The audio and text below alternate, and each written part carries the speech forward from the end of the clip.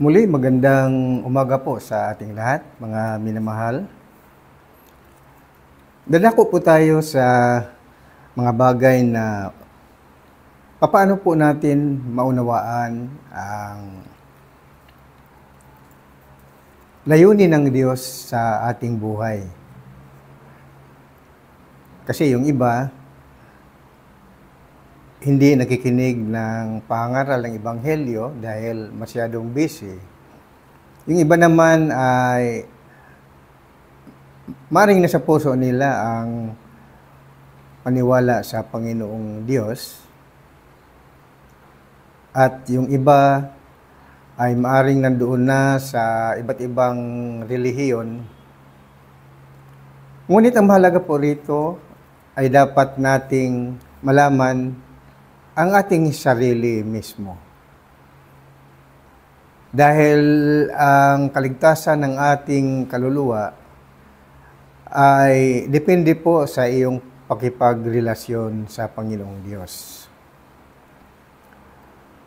Kahit na kayo'y hindi pa nakarinig ng salita ng Diyos, na talagang hindi pa tumalab sa inyong puso ang tunay na panampalataya. Ngunit ang pinaka-basic po na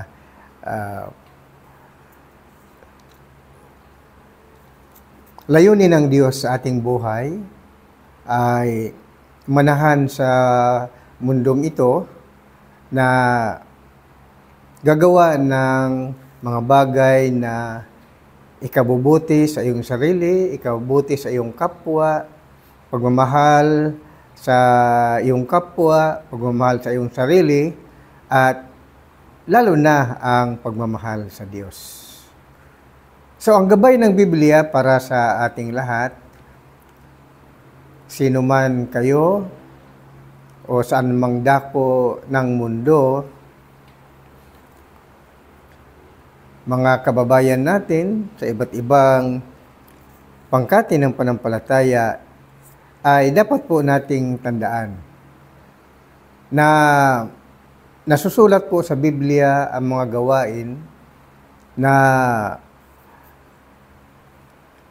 hindi makakapasok ang kaluluwa ng tao sa kaharian ng Diyos kung siya po ay may gawain na kasuklam-suklam sa Panginoon. Yung mga masasamang gawain na ayaw ng Panginoong Diyos. So ito ang mga listahan ng mga kasalanan na dapat po ninyong iwasan. Halimbawa, kung ito po ay ginagawa pa ninyo, unti-unti na po ninyong iwanan habang kayo ay nabubuhay sa mundong ito, dahil ang layunin ng Diyos ay mamuhay tayo sa kabanalan. Na napakahalaga ng mga salita ng Diyos dahil ito nga po ay nagpapaalaala sa atin upang lalong makilala natin ang ating sarili at kung ano ang ating relasyon sa Panginoong Diyos. Ganito ang sinasabi ng banal na kasulatan sa Gawa Kapitulo 10, versikulo 34-36. At sana ito ay inyong matatandaan. Ulitin ko, Gawa Kapitulo 10, versikulo 34 hanggang 36. Acts of the Apostles, chapter 10, verse 34 up to 36. At nagsalita si Pedro, "Ngayon ko lubusang natanto na walang itinatangi ang Diyos. Nalulugod siya sa sinumang may takot sa Kanya at gumagawa ng matuwid kahit saang bansa At ibinigay ng Diyos ang kanyang salita sa mga Israelita, sa kanila niya ipinahayag ang mabuting balita tungkol sa pakikipagkasundo sa pamagitan ni Hesus Kristo. Ngunit siya'y Panginoon ng lahat. So bagamat tayo hindi mga Israelita, ay tayo binigyan ng pagkakataon ng Panginoong Diyos na magkaroon ng bahagi sa kanyang kaharian. Ang una niyang tinawag ang bansang Israel. Kasunod noon ay lahat na ng mga bansa na sa magitan ng panampalataya sa Diyos sa pangalan ni Hesus Kristo ay magkaroon ang lahat ng mga tao ng pagkakataon na mapatawad sila sa lahat ng kanilang mga kasalanan at pagkatapos ng kapatawaran ng kasalanan ay mamuhay sa kabanalan. Ibig sabihin, kung papaano mamuhay sa kabanalan, ay dapat nating malaman ano-ano ang mga bagay na dapat nating iwasan habang nabubuhay sa mundong ito. So ganito mga minamahal. At yun nga ang sabi ko na baka gawain pa ninyo ito ay unti-unti na po ninyong iwasan ang mga gawaing nakalista po rito sa banal na kasulatan. Basahin muna natin ang unang Korinto Kapitulo 6, versikulo 9 hanggang 10. Na ang mga nakalista rito ay kung gawain pa ninyo ang mga nakalista rito ay maaring hindi kayo makakapasok sa kaharian ng Diyos. Ganito ang sinasabi sa unang Korinto Kapitulo 6, versikulo 9 hanggang 10. Hindi ba ninyo alam na ang mga makasalanan ay walang bahagi sa kaharian ng Diyos? Huwag ninyong dayain ang inyong sarili. Ang mga nakikiapid, sumasamba sa Diyos-Diyosan, nangangalunya, nakikiapid, ulitin ko, nakikiapid sa kapwa lalaki o kapwa babae, ang mga magnanakaw, masasakim, mapaglasing o mga lasinggo, mapanlait o magdaraya, ang ganyang mga tao ay walang bahagi sa kaharian ng Diyos. Ang ibig sabihin nito, na kung may gawain pa kayo nito, ay unti-unti na po ninyong iwasan. Dahil mismo, ang sulat na ito ni Apostol San Pablo sa unang mga Kristiyano sa Korinto ay binigyan sila ng paalaala. Kaya nga sabi ni Apostol San Pablo, unang Korinto, Kapitulo 6, versikulo 11, ganyan ang ilan sa inyo noon. Subalit, kayo'y nilinis na sa inyong mga kasalanan at itinalaga na kayo sa Diyos. Kayo'y pinawalang sala na sa pangalan ng Panginoong Hesukristo at ng Espiritu ng Diyos. So kung sabi ng Biblia, kung may gawain pa kayo na ganyan, ay unti-unti nyo na pong iwasan at sumampalataya sa Panginoong Hesukristo. Dahil ang Panginoong Hesukristo, siya ang kordero ng Diyos na inihandog upang magiging kabayaran ng ating mga kasalanan upang ang sinuman sa Kanya'y sumampalataya ay mapatawad. Absuelto siya sa lahat ng kanyang mga kasalanan. Kaya lahat ng mga kasalanang nakalista rito na aking binasa sa unang Korinto 6:9 hanggang 10 ay iwasan nyo na, huwag nyo nang gawin, at manumbalik kayo sa Panginoong Diyos at kayo'y mapatawad o absuelto kayo sa mga kasalanan. Kaya nga sabi rito, ganyan ang ilan sa inyo noon, subalit kayo'y nilinis na sa inyong mga kasalanan at itinalaga na kayo sa Diyos. Kayo'y pinawalang sala na sa pangalan ng Panginoong Jesucristo at ng Espiritu ng Diyos. So, kung ikaw ay Kristiyano at may mga gawain pa, kahit isa lang sa mga nakasulat dito sa unang Korinto 6:9, itigil mo na. Yan ang palaala ng banal na kasulatan. So, basahin ko muli, unang Korinto 6:9 hanggang 11. Hindi ba ninyo alam na ang mga makasalanan ay walang bahagi sa kaharian ng Diyos? Huwag ninyong dayain ang inyong sarili. Ang mga nakikiapid, sumasamba sa Diyos-Diyosan, nangangalunya, nakikiapid sa kapwa lalaki o kapwa babae. Ang mga magnanakaw, masasakim, mapaglasing, mapanlait, o magdaraya, ang ganyang mga tao'y walang bahagi sa kaharian ng Diyos.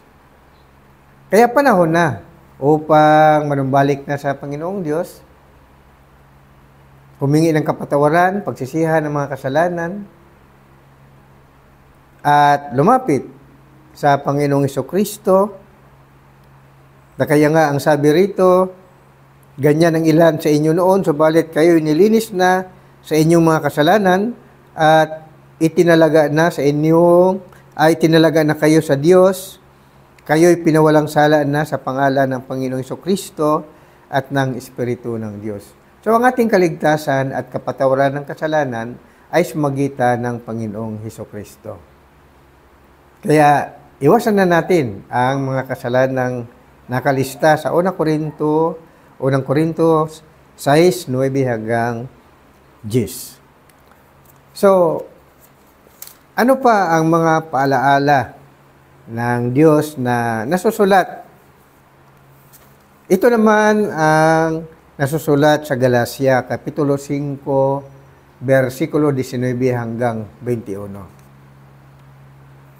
Mga karagdagang listahan ito, mga minamahal, na pagka ginagawa mo pa rin ito, ay hindi ka pa rin makakapasok sa kaharian ng langit. Ito ang sinasabi. Hindi maikakaila ang mga gawa ng laman, pangangalunya, karimarimarim na pamumuhay, kahalayan, pagsamba sa Diyos-Diyosan, pangkukulam, pagkapuot, pagkagalit, paninibugho, kasakiman, pagkakabahabahagi, pagkakampi-kampi, pagkainggit, paglalasing, walang taros na pagsasaya, at iba pang tulad nito'y binabalaan ko kayo tulad nung una, hindi tatanggapin sa kaharian ng Diyos ang gumagawa ng gayong mga bagay. Galacia 5:19 hanggang 21. So, mga palaala ng banal na kasulatan para sa ating lahat. Kung ikaw ay mananampalataya na, huwag nang manumbalik pa sa ganitong mga gawain. At kung ikaw naman ay tagapakinig pa lamang ng salita ng Diyos at narinig mo ang mga bagay na ito, ay lumapit ka na sa Diyos at hingi ang lahat ng mga kasalanan ng kapatawaran.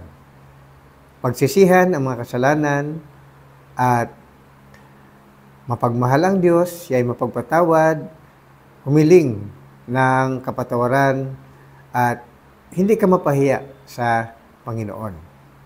So, ulitin ko, hindi maikakaila ang mga gawa ng laman, pangangalunya, karimari-marim na pamumuhay, kahalayan, pagsamba sa Diyos-Diyosan, pangkukulam, pagkapuot, pagkagalit, paninibugho, kasakiman, pagkakabaha-bahagi, pagkakampi-kampi, pagkainggit, paglalasing, walang taros na pagsasaya, at iba pang tulad nito. Binabalaan ko kayo tulad nung una, hindi tatanggapin sa kaharian ng Diyos ang gumagawa ng gayong mga bagay. So, dalawang listahan na ang ating binabasa. Ang pangatlo, saan hahantong, saan patungo ang magpapatuloy ng ganitong gawain? Ito naman ay nasusulat sa Pahayag, Kapitulo 21, versikulo 8. Ito ang sinasabi. Subalit, malagim ang kasasapitan ng mga duwag, mga taksil, mga nagpasasa sa kasuklam-suklam na kahalayan, mga mamatay tao, mga mapakiapid, mga mangkukulam, mga sumasamba sa Diyos-Diyosan, at lahat ng sinungaling. Sila'y ibubulid sa lawa ng naglalagablab na asopre na siyang pangalawang kamatayan. So, ibabad sa dagat-dagatang apoy ang lahat ng mga tao na hindi mamuhay sa kabanalan. At kung ang ginagawa nila ay nasa listahan na nakalista sa unang Korinto, Kapitulo 6, versikulo 9 hanggang 11, Galacia, Kapitulo 5, versikulo 19 hanggang 21, at Pahayag, Kapitulo 21, versikulo 8, sa impyerno po ang kahantungan. Ano ang impyerno? Naglalagablab na dagat-dagatang apoy. Mga minamahal. At ang dakong impyerno na lalagablab na maging dagat-dagatang apoy ay ito po ang ating daigdig. Dahil pagdating ng Panginoong Hesukristo ay masusunog ang lahat ng mga bagay na ating makikita. Kasama na ang mga buntala sa kalangitan at itong buong sandaigdigan. Nung una, ang parusa ng Diyos sa mga makasalanan ay ang pagbaha. 8 tao lamang ang nakaligtas, pamilya ni Noe, ang kanyang asawa at ang kanyang 3 anak na lalaki at ang 3 babae na asawa ng kanyang mga anak. 8 lamang sila. So gayon din, sa ating kapanahunan, narito na tayo sa huling mga araw. Malapit nang dumating ang Panginoong Hesukristo. Bago mangyari ang paglagablab o pagkasunog ng lahat ng mga bagay na nakikita ng ating mga mata, kasama na itong ating daigdig, ang ating planeta, ito po ay magliyab. Di po ba inyo nang naramdaman na unti-unti nang umiinit ang temperatura ng buong sandaigdigan? Pahiwatig na po yan, mga minamahal. Kaya ugong ng mga digmaan, ugong ng mga lindol, lahat ng mga bagay magsiputukan. Ang mga bulkan magkaroon ng digmaang nuklear, wala nang mabubuhay pa sa mundong ito. Masusunog ang ating daigdig. Ngunit bago mangyari yan, ay kukunin ng Panginoon Kristo ang lahat ng sa Kanya'y sumasampalataya. Ang lahat ng hindi gumawa ng kalikuan. Lahat ng mga kasalanan na naitala sa mga teksto na aking nabasa. Kaya panahon na, mga minamahal, magbagong buhay na at mamuhay patungo sa kabanalan upang makapasok tayo sa kaharian ng Diyos. Magandang umaga po sa inyong lahat. Ito ang inyong abang lingkod, Pastor Absalon Rabadon Jr. Praise God. Alleluia, alleluia, alleluia, alleluia, alleluia. God bless us all.